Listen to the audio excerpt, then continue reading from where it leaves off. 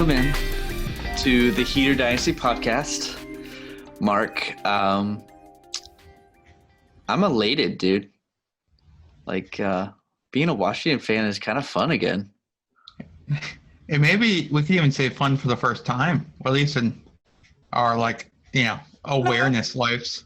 I mean, 2012 was pretty fun. RG3, that was pretty exciting. It was fun. Till, the Seahawks dashed our hopes and dreams in the playoffs. Honestly, it was more that RG3's knee dashed our hopes and dreams in the playoffs. Yeah. Because we were up 2 touchdowns in that game. Do you remember? Yeah.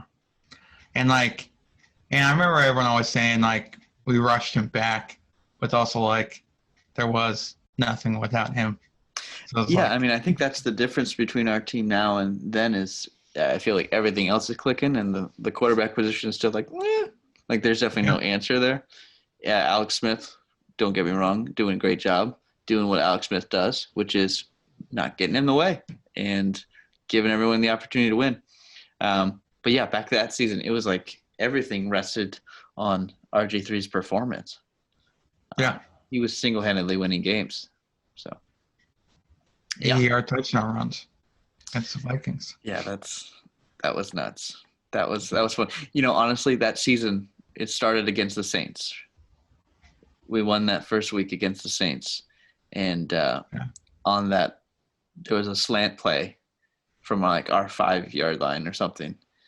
RG3 does a fake handoff.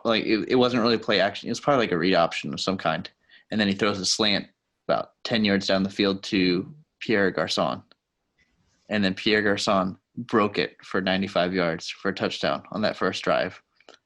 That's how the season started. Of course, he hurt himself on that play. And he then had turf toe issues all season long. So, yeah, that's now what we get to reminisce about now that Antonio Gibson is dealing with the same injury. But so much fun. Yeah. So much fun. That was a fun year, though. We had him, Deshaun. I think Jordan Reed was still good. Yeah, he was 6 concussions prior. So yeah. Alfred Morris was obviously a fun one then, and now he's just played for every NFC East team since. Well, Mark, what is your prediction for the last 3 games? What do you think the Washington team is going to do? So we've got Seahawks and I blank. Who's the next team? Carolina. Carolina at home. Yeah. And then Philly in Philly, I believe. Yeah, I think that's right. Naturally, I'm putting us. It's gonna be an exciting game. Playing against the Seahawks. They just got upset. They're obviously the better team. I don't think we come out of there as victors, but I think it's a fun game. And then, there's a good shot that we win the next 2. I'd say I would expect us to win the next 2. At that point, finish 8-8. At this point. Do you think it's possible to have people being rested against the Eagles because we've already clinched the division against Carolina? So if we win, we'd be 7 wins. Giants have 5 wins currently. They'd have the tiebreaker. So, all it takes is us to win 2 more games, and the Giants to lose 1 game. Or even if we win 1 game and they lose their next 2 year, then we're going into that last week with the advantage. I do think there's a decent possibility here that the Giants do lose both. I really don't think that they're for real. No, I don't think so at all. But yeah, anyway, it's a great time to be alive. 2020, my favorite year. Wow. That's a hot take. Yeah. No, but Mark, can you tell me what happened this week? Because I was on bye, so I don't really know what happened because I wasn't paying attention. Yeah. So a lot of good stuff here. Who am I playing next week? Yet to be determined officially.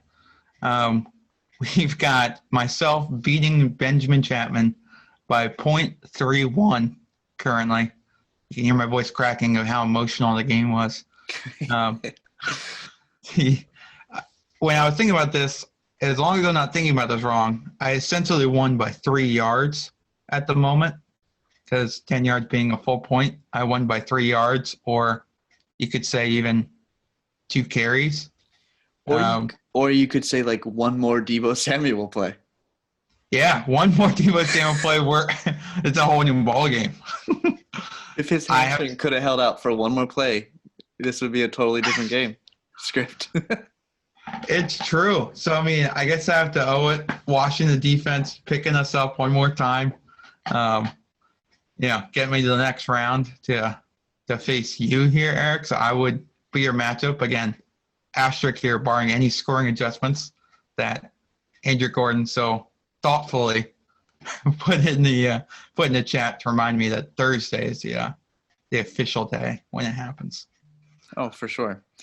And I think you also had a little scare earlier, because when we were recapping the game off camera, I mentioned that there was a fumble, and we couldn't decide if it was Jeff Wilson that had that fumble or Raheem Mostert that had the fumble that Chase Young knocked out and then Daron Payne fell on.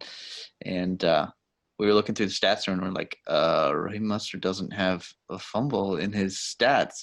Was there a mistake? But we went back, we watched it. Sure enough, it was Jeff Wilson. So there's still a chance that there was some other mistake out there, but most likely I'll be playing you. And the thing is, I watched that game knowing full well, because it came down to it. I mean, Noel called me, who was with Chapman. He called me because Chapman has McKissick, I have Mostert. So those final moments, I'm rooting for the Niners to not score to win, but to keep the ball so that McKissick can't get a garbage time carry to get 2-3 yards to take him over. So this whole time I watching the game, I remember emotionally full well being seeing the fumble and being who is it? Confirming it was Jeff Wilson. But before this podcast, when you brought it up, it was too close to call, and I still got, my knees knocking. Long story. Knees are knocking. Don't come a knocking. Is that the? I think that's what they say. Is that another New England phrase? Yeah. Something about your knees rocking. Don't come a knocking, or something like that. But anyway, so I'm playing you most likely 1 versus the 5 seed. So then it also John effectively lost against. We all know Mark. There'd have to be a lot of scoring adjustments in that game. Yes, there'd be 70 points swing. That would be incredible. And I think someone would call for collusion at that point. But anything is possible, 2020. But so we all know Mark's going to be playing Caleb Seymour. Mm-hmm. And so that's the. I guess before we go too far, I think the 3 yards between myself and Benjamin Chapman is worth sitting on just a little bit more. Sure. Yeah, absolutely. So I will gladly, go over this and using that New England phrase, wiggle that sword against the stone over and over again until Ben to create the spark. To create the spark for the fire sale. Yeah. Cool. Okay. So Deebo Samuel, I think he plays. It's definitely the first drive. It might even be as little as one play. It was. Yeah, he got a snap direct from the wide receiver position. So had one rushing play and gained about 9 yards or something like that. I know it was less than 10 yards because I was playing another guy in a different league who they don't do decimal points, which is just downright stupid. Al Beasy is the commissioner in that league, and I have a bone to pick with him on a lot of details. So that one is one. The other one is the fact that I was the second place team and did not have a bye and had to play the 7th place team because in that league there's 12 teams, but we play with 8 in the playoffs. Anyway, luckily I won, all things aside. But all this to say, Deebo Samuel had 0 points in that game, in that league. But yes, it was a direct snap. He did a rush play, and he was looking amazing on the play up until the last second. Then he started pulling up. You could kind of see he had like a little hitch in his step, and he immediately went to the sidelines, threw his helmet down, and at that moment he knew he was done for the day. Yeah, so that sucks. But thank you. So did you want to take this moment to say, look through Ben Chapman's stats and see if there's any other situations he could have done that would have won him the game? Or were there anything different that you should have done to give yourself even more of an advantage? Yeah, so good question. So I think we're going to start with Benjamin here. It's definitely more painful if we do that. So he was forced, so it's a wide receiver position, and he had 3 running backs, so naturally he took all the running back slots, and the flex was at the running back. So it has to be a receiver to replace Deebo.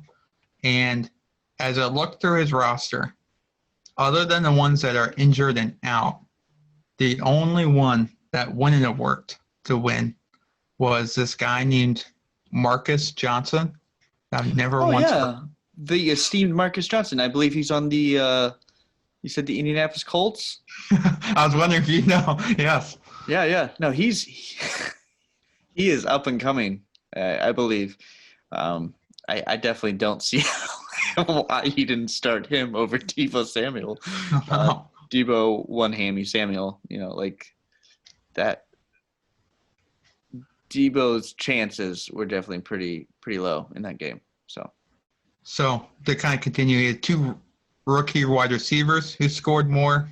He had even Josh Reynolds for the Rams scored 1.6. That would be 0.3 enough to beat me there. So thanks, PC. On my end, I made 3 roster changes the Sunday. And at one point, I had Todd Gurley and Gio Bernard starting. Most of them, I had Alex Smith starting. And at the last second, is that because I gave you such? I was gonna say, is that because I gave you such a hard time last week? Well, so I was like, okay, I at this point want consistency. I was like, a quarterback with Alex Smith, I don't have the upside potential, but I was thinking maybe I don't have the floor. I have a higher floor. Right. But at the last second, I was like, I'm probably going to need points anyways, so I might as well take one more stab at someone who could actually go big or go home. No, I get that. And then he gets 1.28 points. So glad that you made the right choice. That's nuts. Really. And then the other teams we don't really care about. It's not a big deal. It's really just storyline of you and me. So come on the pod, right? If you wanted to be talked about. Yeah, exactly. Speaking of which, right after this, you're going to get an interview with Josh Hennig, who is not in the playoffs because his team sucks. But we'll talk about that a little bit and try to give him some advice on how to fix that. But Mark, I just want to take this moment before we go to that interview to congratulate you on the championship. Yeah. I see what you did, obviously. 30-point dog, I think. It's hard because Sleeper isn't showing our matchup to actually see, but seems like 30-point dog. So Sounds like you might be obsessing over the actual number because if Sleeper doesn't show it, that means you went through and painstakingly added that all together like a loser. So had to know. And like you said, it's hard to beat someone 3 times. So I'm sure you got this one. I believe in you. All right. So here, absolutely. Anything for you, bro. Like actual bro, not like bro, but like blood brothers. Yeah. There was, obviously a ton of sarcasm in there, but there is still that familial, like legitimate bro thrown in there as well. So right. No, for sure. I am definitely not condescending to you in any way, Mark. Feeling very ambivalent. I believe in your ability to create a genuine roster that at least is capable of beating Ben Chapman. So there's that. Proud of you. Barring any scoring adjustments. Yeah. We now have an interview for you, and hope you enjoy it. All right, welcome back. This is the Player Series. This is the final one, Mark, I think. Yeah? Made it. Last but not least, welcome, Josh Hennig. How are you, buddy? Oh, just fine. How about you? Doing good. Doing good. And honestly, this is one of the one interviews where I feel like we both know you pretty well. Obviously, Mark knows you better than I do. But you've been in my house more than like 6 or 7 times, so I consider you for sure. At this point. There you go. Love that. Yeah, absolutely. But either way, I'm going to let Mark do this interview. But good to see you as always. Yes, sir. Hennig, welcome aboard, man. Got a few questions here for you. So, I say let's start with the name, the Woo Footy Hulk. I know it's just something after our high school days that came about. So how did you get the nickname of Hulk? Woo Footy. Yeah. So played college soccer. First day I showed up to soccer practice, soccer coach told me that I missed practice. And I was like, I don't think so. He's like, yeah, football practice is before soccer. I was like, nah, I'm here for soccer. But anyways, I ended up being like 100-something pounds heavier than the next closest guy on my team. I was squatting 300 pounds more than the rest of my team. So naturally, I have my anger issues as well, as you know. So Hulk just to fit. Woo Footy was our squad. Put the two together. Easy money. Forever the identity. Forever the username. You got So it. really, your whole team was made up of 85-pound guys? Is that what you're saying? Yeah, essentially. I mean, I ate those guys for breakfast at practice, so I'll tell you. I don't doubt it. What were you weighing at peak physique? Peak physique, like in undergrad, what was I weighing? Yeah. What am I weighing now? undergrad, I was clocking in at like 250. Yeah. You savage. Oh, you know. I had a six-pack at once. I don't have photo evidence anymore, but That's awesome. Even when I weighed 95 pounds, like freshman year of high school, I didn't have a six-pack. So it's still impressive. Thank you very much. All right. So enough about your physique, enough about you. I guess we'll just go on to another part about you. So, Right. I guess, so let's start here. Obviously, we had a big, really fun game, here last week. How did you console yourself after losing to Washington? And I guess we can update this now to Buffalo as well. Oh, hey, sick. Thanks for that. I basically just sat on my couch and just stared at the TV screen and tried to contemplate whether or not it was my fantasy team that was playing up there because they blew it again, or actually my Steelers playing. Like, couldn't believe it. Made it all the much worse because naturally I'm a loudmouth at work. I'm the only Steelers fan because I work in Maryland. So I was getting ragged on all day. This is 2 weeks in a row now. It's enough. It's crazy. Well, we're hoping it's going to last longer than 2 weeks. Sick.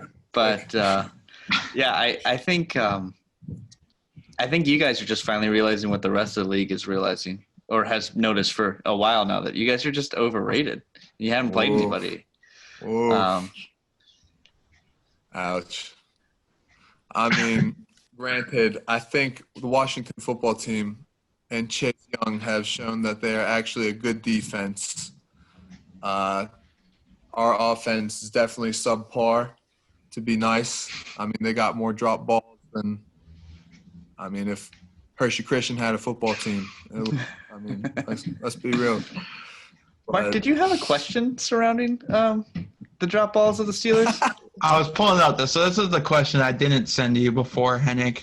I figured. So, who has more drop passes? Larry Fitzgerald in his entire career, or the Steelers in 2020? Steelers 2020, hands down. Yeah, I mean, you got a minimum of 10 drops in the first quarter every game so far. So I mean, hard to beat.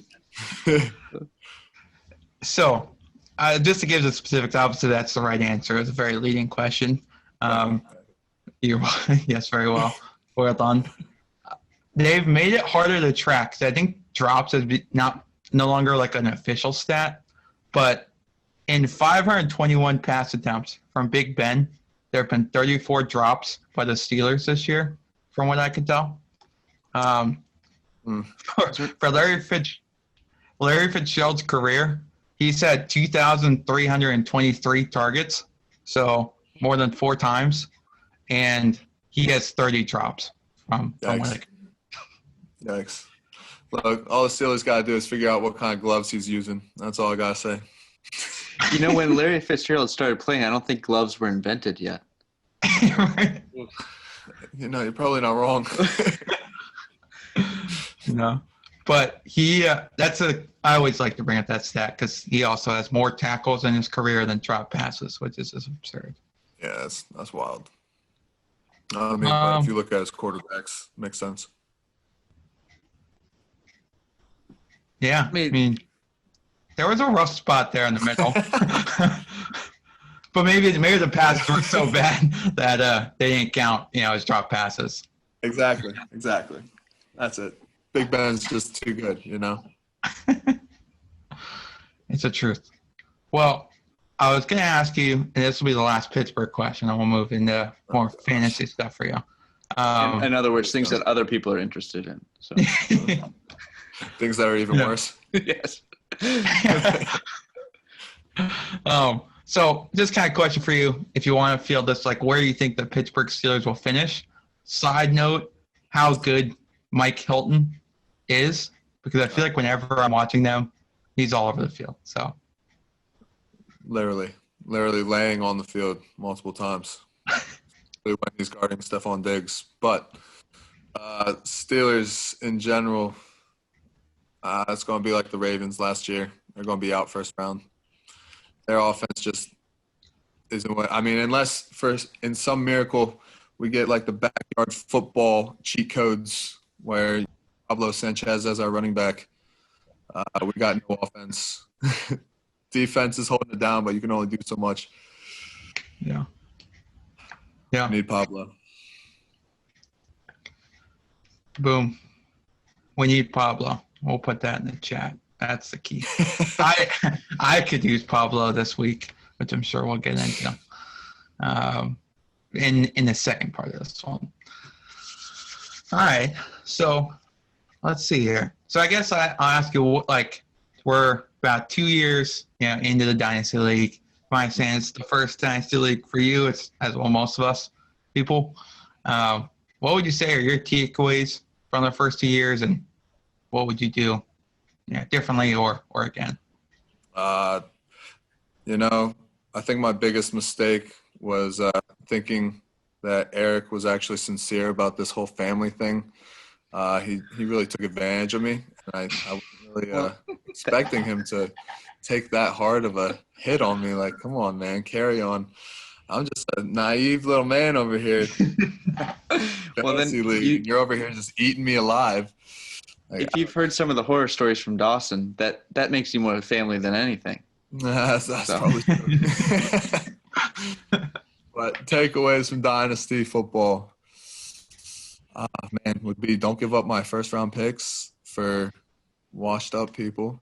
Okay. Probably, for me specifically, don't play Dynasty.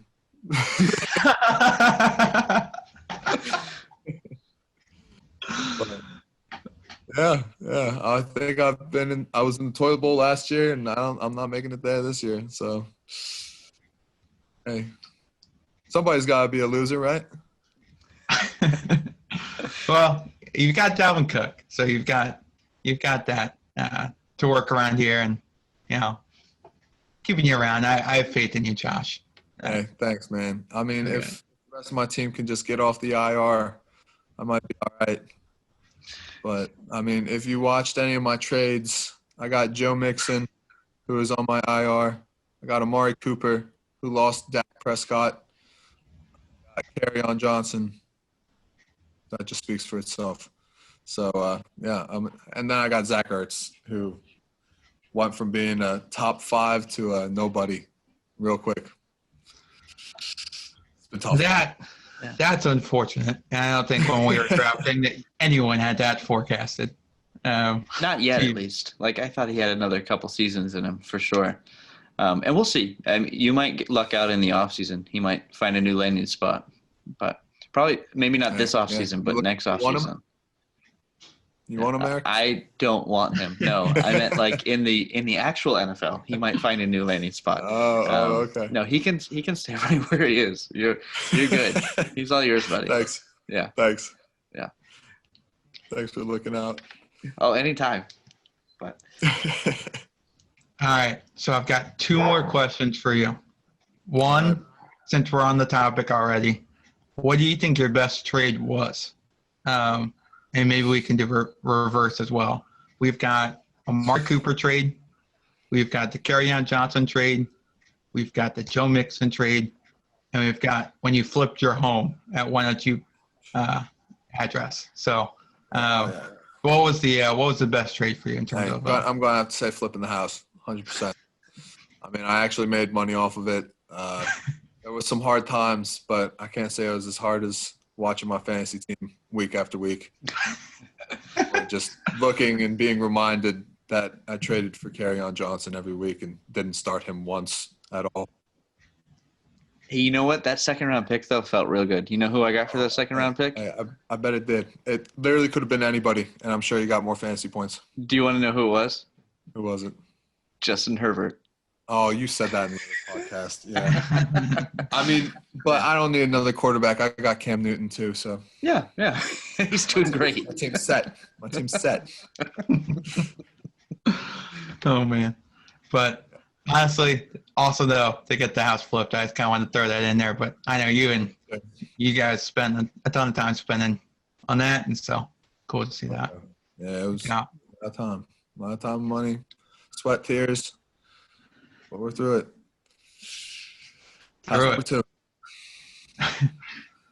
Well, last question here, and this is for the Dr. Hennig. View as a physical therapist. Obviously for Washington, we've had quite the injury with Alex Smith. There's a whole documentary on how almost lost a leg, almost lost his life. It's crazy. Was there anything that kind of stuck out to you from your much more knowledge on the situation than myself about it, or was your reaction as you saw it happen? Yeah, I mean, obviously, when you see an injury like that, immediately you're thinking the worst. I mean, as athletes, we've had our fair share of injuries. So, I mean, nothing that severe, but I mean, at the time, it's a life-altering thing because you're so involved in your sports. And I mean, for him, it's a life. Like, that's how he's making his money. That's how he's providing for his family. So when you see something like that, it's just devastating. And then coming from a physical therapy standpoint, it is a crazy opportunity. It's something that most PTs live for, not for watching somebody go through that, but being able to get them from where they're at that point, at his lowest, and getting them back to being able to start a game again and win a couple games against such a great squad like the Steelers. I mean, just a great story overall. All made possible by physical therapists. So I love it. No, I mean, it's a crazy comeback. It's excellent. It's a great story. Should we be worried at all about his calf strain? Does this have anything to do with it? Or is this more just them trying to find a way to get Dwayne Haskins in the game? That's a great question. I mean, calf strains are never any fun, but I don't think it's anything leading back into previous injury. I think Dwayne Haskins will be back on the bench in no time. That's great news. I mean, I think the better question is when are the Washington football team going to get a new name? Never. So I think if we keep beating teams like like the aforementioned Steelers, we're not going to get a new name anytime soon because when we had the name, we were hot trash. Now that we don't have a name, we're actually becoming a little bit more reputable, a little more respected. Some might even say revered. So those are all new R names that are much better than the original. Those were long words. Yeah. Very good. Hennig, question here in terms of, I know it's not the same injury by any stretch to Alex Smith and his such, but you obviously had a pretty crazy one in high school as well for your hip. Yeah. Did that influence you getting into PT at all, or like talk a little bit about, your 100%. Recovery? Yeah, I had some bum as my goalie who couldn't take goal kicks. So I had to step up and take the goal kicks, or else the ball stayed in our half the whole time. So I took that goal kick. Yeah, had an avulsion fracture in my pelvis. Yeah, man, I didn't think I was going to be able to come back and play at the peak that I wanted to play at, to be able to play in college. I had this great PT named Franco. Dude never let me hang my head, never let me take it easy. Got me back to playing. I'm pretty sure I even played basketball that same season, didn't I? Did you really? So. You probably did. Yeah, I think I ended up playing basketball that season too. You didn't miss any. He didn't have. You wouldn't have enough players if he hadn't played. So that's right. You're not wrong. We would have had Bryce Fisher, who broke his ankle on a basketball during a leg drill. Oh man! And then we would have had a recruit, Jack Case. Oh no! Hey, sorry. I hope they don't end up finding this online or something. But we're not that popular. It's okay. That's wild. I forgot that you came back for. Yeah.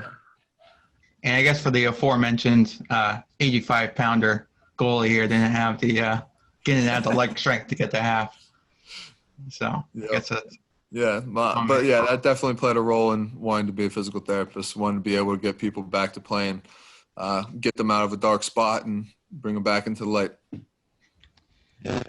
So it's always tradition that I throw in some wild card question that nobody knows coming, including myself. Okay, So I have two for you. So the first one is you mentioned backyard football. And I'm trying to think of all the times that you came over, played with Dawson, myself, and Mark, and whoever else was in the neighborhood at the time. Maybe the Stagger showed up a couple times. Oh, yeah. But what's your biggest glory moment that you remember in those games? It always tended to be on like a snow day. We would play football. You got any good biggest glory, or just best memory? Best memory. Hanging out at the heaters. Man, I'll tell you what. I mean, I think my favorite memory. Now, granted, it's a little biased because Mark's my best man and all, but Mark, for some reason, just had sticky hands. Like, I swear you could put his stats up against Larry Fitzgerald and definitely against my Steelers, and he had less drops. But he made this – I can't even remember when it was, but he made this crazy one-handed catch over Dawson. I mean, not like that's a great feat over but he just snagged it. Just Odell Beckham'd it and touchdown. I mean, I'm athletic and all, but I don't think I could have done that. Now, Mark always had those like ways of making a simple catch look really difficult. For real. Yeah. For real. Yeah. Definitely. Like Mark. I think it's because I didn't know that I had bad vision yet. So everything was just like coming right at me really fast at the end. It doesn't matter. You just took the wrong angle to get there.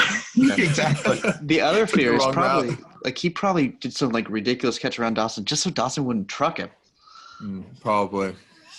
And this also would not be as impressive of a feat then as it is now, most likely. Now I think Dawson would be, getting higher and faster and everything than me. Then I'll tell you probably unpeaked Dawson. Those are the steroids. I don't know. Yeah, I mean, he's torn everything in his body, so, I mean, I don't know. He might not be able to jump in. That's true. Right now, he is recovering from shoulder surgery and probably about to get hip surgery. Pictures. So. Send me pictures. It's ridiculous. And he's still doing one-handed deadlifts and crap like that. I'm like, come on. Why are you sending that to a PT? You know what my response is. Come on, man. An idiot. Awesome. Yeah. All right. So last one. Here's the question. All right. What's your question for us? We wanted you to come prepared and ask us something. So what do you want to ask us? That's the question. That's the question. The question is, what's the question? All right. My question for you guys then is, do I have any chance in Dynasty football, or do I just end my career here? Well, if Ben Chapman can come back from the toilet bowl and almost beat Mark in the first round of the playoffs, I think you have a chance. No, honestly, dude, I think you're fine. I wouldn't worry too much. I would say maybe don't trade for stupid players, and then. But I feel like with Dynasty, I feel like this year was a weird year too. I feel like we can kind of throw this year out with I shouldn't say this as I have the potential of possibly winning this year, but this year doesn't count.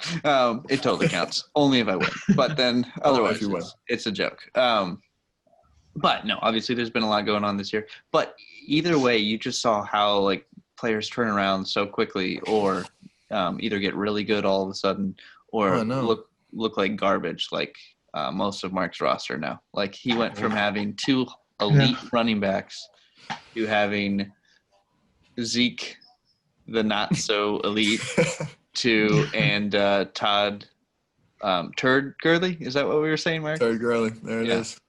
Yeah. But no, somebody forgot to feed Zeke. Exactly. Yeah. Or you could go from having 0 running backs like I did to pawning off Kerryon Johnson to you and receiving in that same draft class. So I got Jonathan Taylor. I now have Cam Akers, who you might see both of those playing in the playoffs. Mark, good luck this week. And then also Chris Carson. But Chris Carson was there last year too. But he's back, ready to go. And Antonio Gibson. But, I don't think I'm going to see him the rest of the season.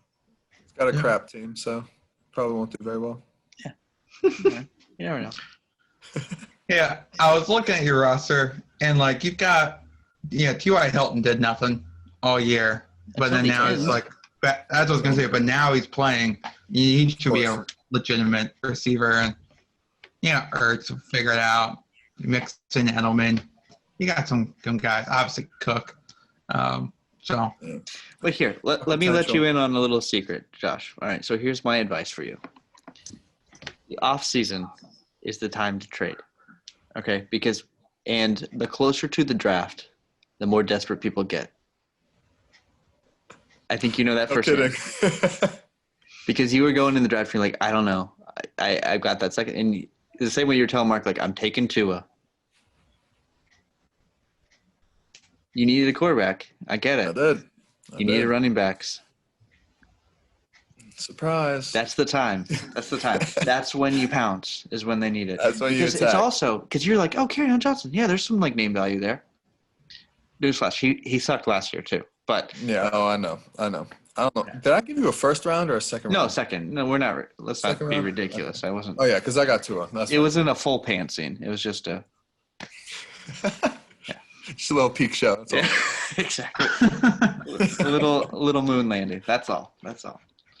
I do think it's really cool to see like how many rookies came in immediately contributed. Like I'd say obviously most of the first round, but even like I don't know, off the top of my head, like if it's like 50% or whatever, or like immediate contributors in the second round too. Yeah, I think that's one thing we realized for sure is the amount of how important those draft picks really are. So we'll see if GM Noel can start his reign. I'll take it back. That's my biggest takeaway.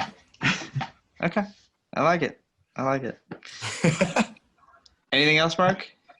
Hennig, thanks for joining, man. Absolutely. Obviously. Yes, sir. Thanks for a lot of rough questions there.